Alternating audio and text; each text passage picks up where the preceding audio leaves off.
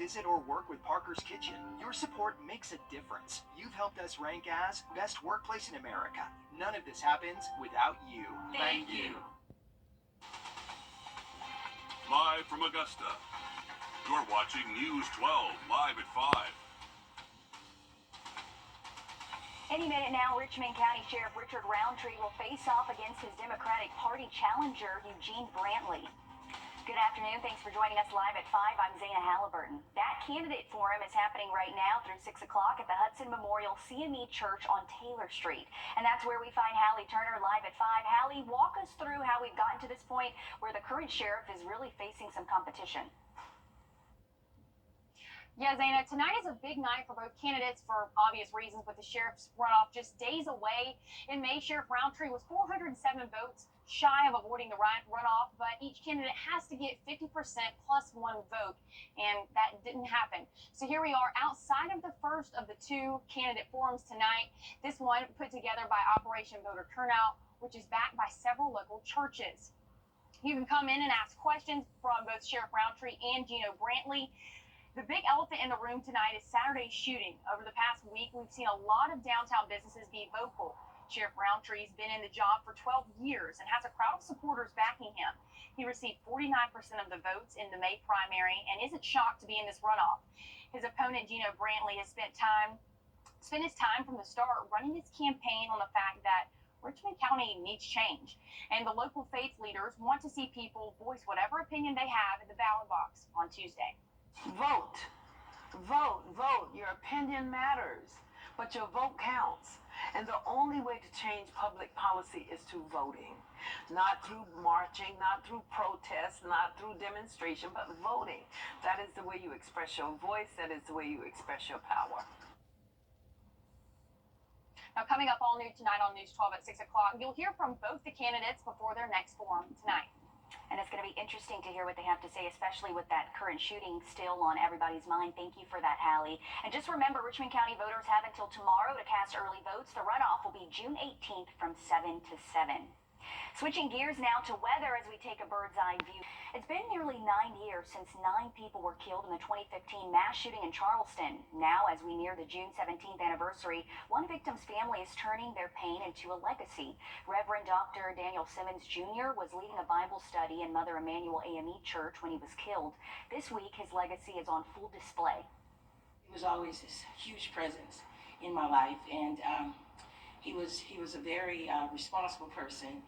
He always accomplished his goals. He was very focused, and he was generous as well. The mayor of Mullins issued a proclamation declaring June 12th as Reverend Dr. Daniel Simmons Day. Right after, it was announced that there will be a new exhibit at the Mullins Tobacco Museum honoring Simmons and the other victims from that deadly attack. Curators are working directly with family members to put it all together. It's expected to open sometime in February of next year. Right now, there are more than 1,000 places across South Carolina where any kid can get free meals over the summer. It comes at a time when families who depend on school breakfasts and lunches might be trying to figure out how to make ends meet with school out for the summer. Our Mary Green has the details from Columbia. The South Carolina Department of Education administers the federally funded summer meals programs that operate all across the state. I visited one earlier today in Richland County, where State Superintendent Ellen Weaver celebrated Summer Break Cafe Awareness Week. Summer Break Cafe is one of 2 types of summer meal programs open at places like playgrounds, rec centers, and churches, like this one at a Richland County Summer Enrichment Program. There you go. Any kid 18 and younger can stop by any of these sites to get a free meal. This map on the South Carolina Department of Education's website shows where the 1,300 locations are throughout the state, when they're open, and what meals they offer. Sponsors like nonprofits and community partners operate these summer break cafes, and the USDA reimburses them. Francis Burns United Methodist Church sponsors 45 summer meal sites in the Columbia area, including this one. And it says it's on track to surpass the 100,000 plus meals and snacks it served last summer. It's a very fulfilling process. It's lots of work, lots of planning, but We do it from the depths of our hearts because it truly is all about feeding the children. The other type of meal program offered in South Carolina is the Seamless Summer Program, which is the same as the National School Lunch Program and open in schools and community centers across South Carolina. Like summer break cafes, these are also available to any kid 18 and younger. Reporting Columbia, I'm Mary Green. Thanks, Mary. You can find a summer meal site near you by calling the number right here on your screen, or rather just text this number, food, to 304304. Again, there are more than 1,300 of them across the state, so one is likely near you. And for the first time in history, the Georgia Port Authority hosts a king and queen. The Dutch royals, King Willem-Alexander and Queen Maxima, are touring Georgia and made a stop in Savannah this week. The goal is to capitalize on the Netherlands' investments here in the U.S., one that the Dutch embassy says tops $1.5 billion in Georgia. We have, in my opinion, only touched the surface of the possible exchange of ideas. But I'm sure that we Dutch can learn from the U.S. on enhancing rail freight capacity, fostering competition, and facilitating houses and other amenities for the workforce. The Dutch king and queen also stopped and accepted a hand-drawn picture from a child in Beaufort, which her mother says she'll never forget. A historic Charleston elementary school is transformed into affordable housing. The former Henry P. Archer School was built in the early 1930s. The school's historical influence can be felt throughout the city, and civil rights activist Septima Clark once taught there. Now it's been transformed into 89 affordable units for seniors below the median income. The project began in 2020, and officials and residents alike say it's a relief that this part of the city's history has a new purpose. Coming up, guilty on nearly all counts and sentenced to life in prison. That's the fate of a former Georgia police officer. Just ahead, what the victim's family has to say. Well, staying nice and dry for any plans tomorrow, but temperatures are going to be getting hotter as we head into the weekend. We'll have that full forecast next. Time and Temp, brought to you by your First Alert weather team. Introducing the First Alert Radar Network. With up to 10 times the resolution of other local radars and technology that can pinpoint right down to your street. First just got faster. I like to live a balanced And hydrated and try to stay cool during those peak heating hours. Once we get past the weekend, temperatures do drop off just a tad, at least low 90s instead of mid 90s most of next week. Okay, be safe outside. Thanks, Riley. A former Georgia police officer sentenced to life for murdering a teenager. The jury reached a verdict late last night in the murder trial involving Miles Bryant and 16-year-old Susanna Morales. Chelsea Bimfor shares what Susanna's family had to say after the verdict. Count 1. Malice murder. We, the jury, found the defendant guilty. Former Doraville police officer Miles Bryant found guilty Wednesday in the murder of 16-year-old Susanna Morales. Her family and Judge Tamala Adkins emotional after the verdict was reached. I just hope that after today, you and your family can find some peace. Morales vanished in July of 2022. During the week-and-a-half-long trial, prosecutors said Bryant kidnapped, attempted to rape, and killed her, then dumped her body in the woods and lied about his department-issued firearm being stolen. The jury convicted Bryant on all counts except attempted rape. I'm glad that justice was done and that Susanna's family can have some peace. During closing statements Wednesday, the defense argued that Morales could have died from a drug overdose since the medical examiner never determined her official cause of death. But the jury didn't buy it. Morales' mother and sisters thanked them, hugged investigators, and explained to the court the eternal pain and trauma Bryant caused their family. Nothing will ever bring her back. To this day, I still hope that I'll see her again. As the judge sentenced Bryant to life in prison without the possibility of parole, he briefly addressed the courtroom, saying only, I just want to apologize to everybody and to the victim's family. Sorry. Bryant's defense attorney plans to file a motion for a new trial. When asked why her client apologized tonight in court, she said he knew where Susanna's body was and didn't tell anyone, but still maintains that he did not kill her. Still ahead, the city of Atlanta still recovering after a deadly bus hijacking. We're going to hear more on what unfolded inside that bus and how authorities eventually ended the chase. First Alert Radar, powered by Jim Hudson Automotive Group. Take a look in your horrifying moments inside an Atlanta transit bus after a deadly hijacking Tuesday. Authorities say the accused gunman, Joseph Grier, shot a man and held the passengers of the bus hostage. The bus driver, Ernest Antoni, claims he was held at gunpoint by Grier and forced to drive. He has driven buses for more than 20 years, but was only on the job for Gwinnett County for a few months.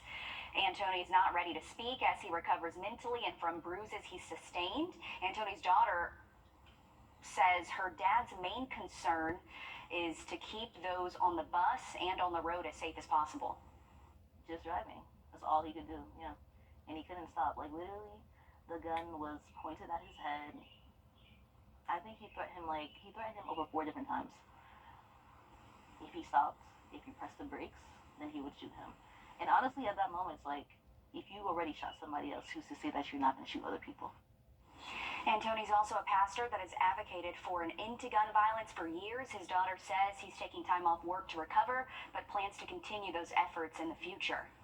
And that hijacking came to an end thanks to multiple law enforcement agencies working together. Joshua Skinner shows us how constant training and drills prepared authorities for the real thing on Tuesday.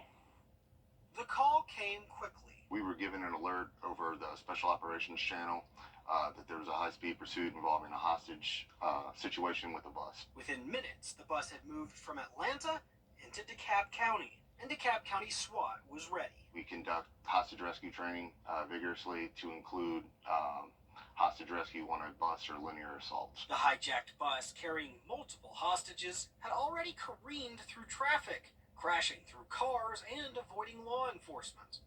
When the bus slowed down below 10 miles an hour and was pulling to the right side of the road, it was a window of opportunity to ensure the bus did not go mobile again. NPO Deshaun Thomas was driving a tactical vehicle called the Bearcat and swerved in front of the bus. I was able to get in front, turn it around, and then get directly in front of the bus. The bus was moving slow at that time, so I felt comfortable with as long as it got the operators to the bus safely was really my only concern.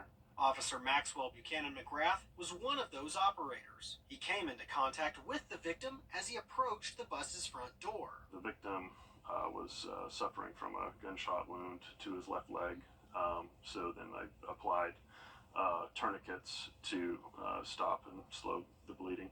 All while hostages were streaming out. Rapier says the whole situation, from call to stop, only took about 15 minutes. You really don't feel the fear while you're doing it. That usually comes after. Now they're dealing with a word that will last much longer than that. Hero. I'm not a hero. I was a supervisor on scene and out there with my guys. I mean, we did our job. And they did a great job at that. That is still one of the wildest stories I've seen in a long time. Well, it is Thursday. We have our latest winner for our Sunshade winner, sponsored by Plunkett Heating and Air. Congratulations to Vicki Walton from Augusta. To get your own sunshade, all you have to do is go to WRDW.com, click on contest, and we'll announce these winners right here on First at 5 every Tuesday and Thursday. Stick with us. We're going to have another look at the forecast just after the break. Safer streets and community trust are essential. I'm Sheriff Richard Roundtree, and I need your vote on June 18th. Keep Richard Roundtree as your sheriff, the leader with the experience. Let's come together June 18th to keep our community safe and stronger than ever. Live CBS Sunday. See the best of... After a short break.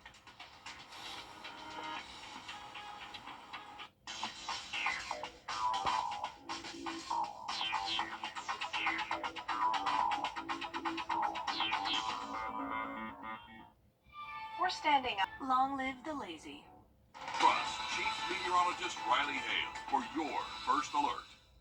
You can find ice-cold refreshment right here at Parker's Kitchen. Cool off with a large fountain drink for just 99 cents. That's a huge sweet tea for less than $1 at Parker's Kitchen. You're watching News 12 live at 5. Continues.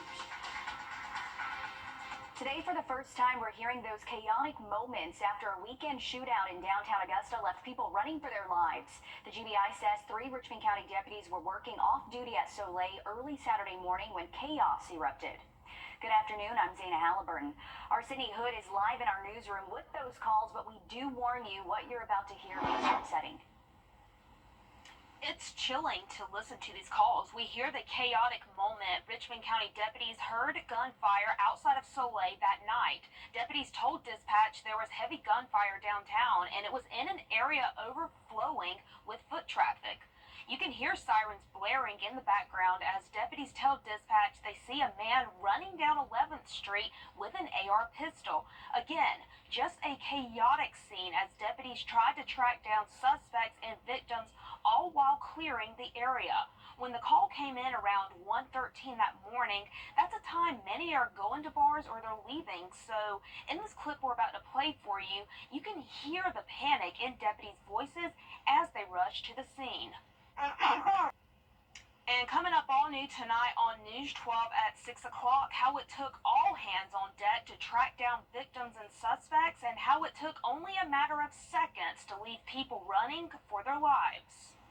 And just really a scary situation, and you can just hear the concern and urgency in that deputy's voice. Thank you for following this, Sydney. So far, 2 people are in custody in relation to that shooting. 19-year-old Amazing Brigham and 23-year-old Seven Whitfield were jailed Tuesday. No word yet on whether there are additional suspects, but of course we'll continue to follow this for you. Much more news ahead, but to weather now as we head over to 20, a little slow moving here as well. Nice afternoon. We'll have a look at those storm chances for your Father's Day weekend in just about 10 minutes. Thanks, Riley. A 17-year-old is wanted by Richmond County deputies for a shooting over the weekend. Brandon Francis is accused of shooting a 21-year-old victim on Monte Carlo Drive just after midnight Sunday. Authorities say Francis is known to frequent the Hepzibah area and is considered armed and dangerous. If you know anything about where he may be, call the Richmond County Sheriff's Office. And a Hepzibah man is being held on assault, attempted murder charges in Aiken in relation to an incident back in February. Jail records show 30-year-old Jared Fenwick is also charged with attempted armed robbery and kidnapping, among other charges. The incident took place on Valentine's Day on Richland Avenue in Aiken. Authorities say they found a 20-year-old victim lying in front of a hotel in a pool of blood. Fenwick is one of 4 suspects in this case, which authorities say was also drug-related. The nation's first procedure using next-generation burn treatment happening right here in Augusta. Surgeons at the Joseph M. Steele Burn Center at Doctors Hospital are showcasing this new tech, which creates a superior alternative to traditional skin grafting methods. This means less donor skin is needed, leading to less pain, faster healing, and better aesthetic outcomes. If that's a small burn or a large burn, the nice thing about this technology is it works just as well in both populations. All new on News 12 at 6 o'clock, our Kennedy Payne shows us more of this amazing new tech and what doctors want to accomplish with it. A beloved beer returns to Aiken. As many of you know, the Aiken Brewing Company closed their doors last year, and last month we told you that there's a new brewery in town, Good Girl Brewing Company. Now with permission from the former brewery, Good Girl Brewing is now serving the award-winning Thoroughbred Red. It's an award-winning beer that's been sold since 1997 in our area, which means part of Aiken Brewing Company lives on with Good Girl Brewing. And it's an Aiken favorite. So as Aiken Brewing Company unfortunately had to close their doors and move on, the desire for folks to have a Thoroughbred Red was still there. Spoke with the owners and prior brewer of the recipe, and everyone was on board with the idea of bringing it here to GGBC so we could bring it back to Aiken. Well, that's really nice that they wanted to keep that going. Good Girl Brewing Company says they've already had many beer lovers rejoicing that this retired beer is now back. Also in Aiken, today True Aiken celebrating its grand reopening. The shop was forced to close back in mid-March due to an electrical fire that damaged several businesses, but now they're back open and better than ever. They're in the spot Cindy's Sweet Shop used to be on Lauren Street. Tonight they're staying open until 8 o'clock to celebrate and invite you to come on out. We'll have more on their journey to reopening all new on News 12 at 6 o'clock. According to the Atlanta-based CDC, the need for mental health resources in Georgia is growing faster than ever before. Georgia State House reporter Abby Kasora shares how a historic amount of state funds will be used to reach people in all corners of the state. It was really an epiphany when I was laying in my room, and I think I went 1 week without ever leaving my bedroom, and I thought to myself, this isn't healthy. What's wrong with me? Mary Heath is one of the millions of Georgians suffering from depression. When you are suffering from any kind of mental illness, That is the most difficult thing. Heath writes in her book, help is hard to find, especially when you need it fast. Data from the CDC found Georgia had one of the largest increases in the percentage of adults experiencing mental health issues. More than 4 million Georgians live in communities that do not have enough mental health care professionals. Mental Health America found Georgia ranks 48th in the nation for mental health care, resources, and insurance. Kevin Tanner, the commissioner for the Department of Behavioral Health and Developmental Disabilities, says, unfortunately, there's no silver bullet. The nearly $700 million for mental health care in this year's budget is critical. We're making dramatic progress. This year's budget includes a $16 million increase for behavioral crisis centers. There are 5 crisis centers scattered across the state, but Tanner says a new study reveals they'll need 8 more in the next 10 years, and they'll need workers too. We're in a workforce state of an emergency, and I really believe that. The state allocated $1.5 million to build the David Ralston Center at the University of Georgia. The center will be named after the former House Speaker who passed critical mental health legislation. Tanner says this will be the hub for research and training. To see the miracles that are occurring every day when people are in a place of crisis and they walk out in a place of recovery, there's really nowhere else that you can work, that you can have an impact on someone's, not only their individual lives, but their entire family's lives. In Atlanta, I'm Abby Kasouris. Thanks for that, Abby. Still ahead, a memorial to a woman's late husband presumed lost forever until a total stranger finds it years later. Just ahead, we'll have this fateful story and how 2 lives were forever changed. And the heat we're expecting this weekend could be dangerous if you don't have effective cooling or you're not staying hydrated. Have a look at that full forecast just after the break. Time and Temp, brought to you by your First Alert weather team. Join us for plans. Next week, though, it does look mostly dry. Thanks, Riley. A South Carolina man's first ever dive turns into a life-changing moment after he finds something presumed lost forever. Samantha Hoffman shares this story and how he brought hope to a woman he'd never met. This story begins with a phone call. The park's general manager needed help finding a missing phone. I do believe it was around this general area. That's John Connor. While the diver was underwater, he couldn't see, but used a metal detector. He quickly realized he wasn't coming up with a phone. Instead, he had a bracelet. The bracelet was aluminum, and not all that glitters is gold. What caught Connor's eye was the engraving, honoring a fallen patrolman in Bloomingdale, New Jersey. Reading the information on the bracelet and putting one and two together, I felt like I was obligated in sending this gentleman back home. So he did what anyone who loses something hopes for. He returned it to the Bloomingdale Police Department, hoping someone could find its owner. Here it is. It's home again. Daniel Walker lost her husband, Gary Walker, to COVID in 2020. She got the bracelet during a cross-country bike race in 2021 that honors fallen patrolmen. Shortly after she got it, she lost it in North Myrtle Beach. I just figured it was at the bottom of that lake and it would stay there. So when she got a call from the chief of police at Bloomingdale PD, who happened to be a close friend of her husband, she knew it was meant to be either that or a nudge from Gary himself. I'm sure my husband was up there like, God, I don't know what we gotta do, but we have to somehow get this back to my wife. Who do you know? I just feel like he's just letting us know he's still very much present and he wanted me to have it back. And he just found a way to get it back to me. It's him loving me through space and time, no matter what. She's exactly right. That's exactly what he was doing. And you know what? We have so many great people in our area. That man, he just took it upon himself to find the owner. Connor says he now has a new mission, honoring Gary and helping others along the way. He hopes to return to the waters a few times each month to find more lost memories and bring them back home. So thank you for what he's doing. If you're on Facebook and you haven't been hacked, it's only a matter of time, really, unless you take precautions. I'm JD Tucker. Coming up, how to protect your Facebook account from hackers. First Alert Radar, powered by Jim Hudson Automotive Group. On January 6th.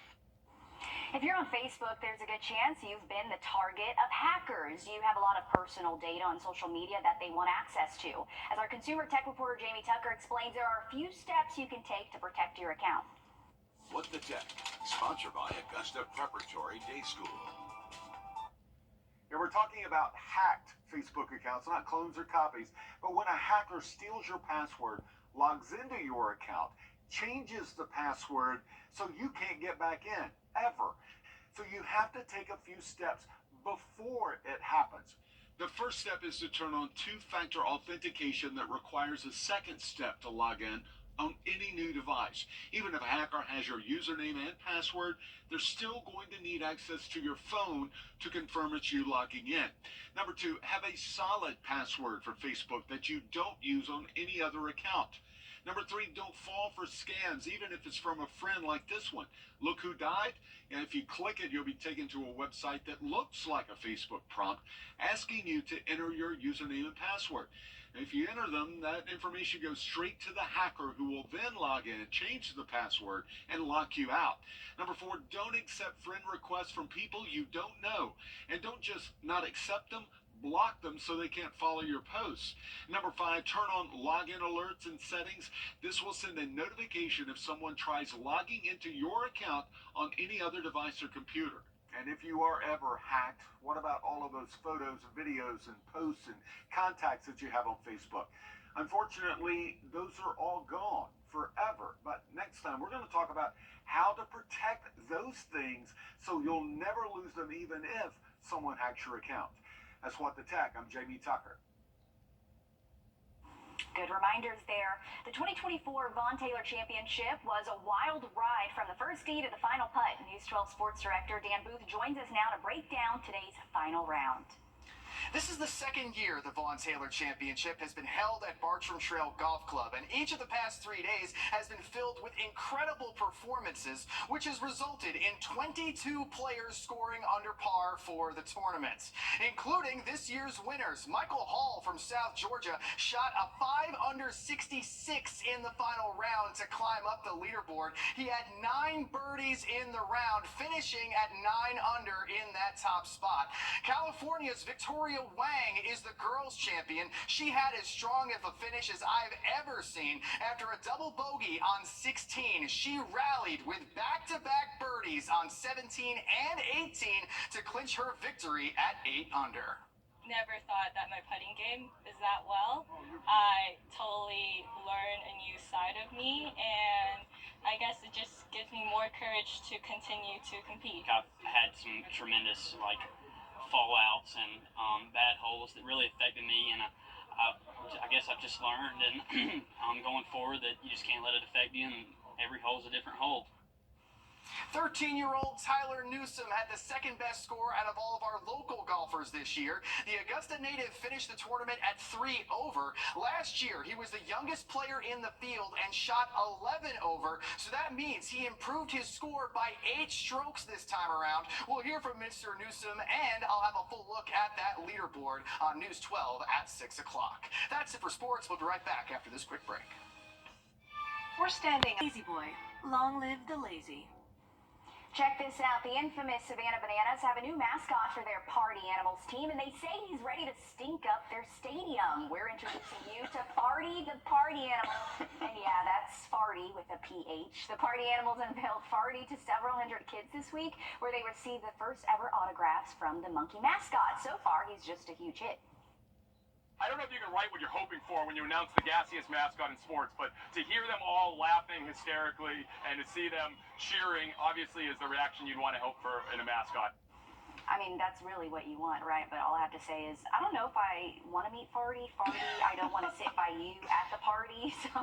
Yeah, we got to be banana fans, not cheer for the Party Animals, so he's going to be connected with them. So it's good that we get to cheer against Farty, but It looks like a good time. Have you ever been to a Bananas game, Zena? I have not. It is worth going down to Savannah. I know they're traveling all over the U.S. They were just at Fenway Park in Boston like a week or so ago. So it's insane to see how they have really skyrocketed that and made it just like a national business.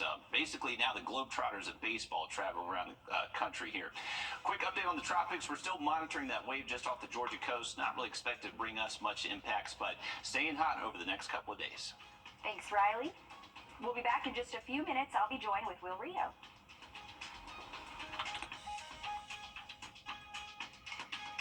I'm here for you.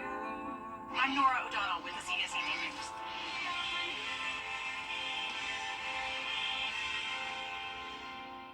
Safer streets and community trust are essential. I'm Sheriff Richard Roundtree, and I need your vote on June 18th. Keep Richard Roundtree as your sheriff, the leader with the experience. Let's come together June 18th to keep our community safe and stronger than ever.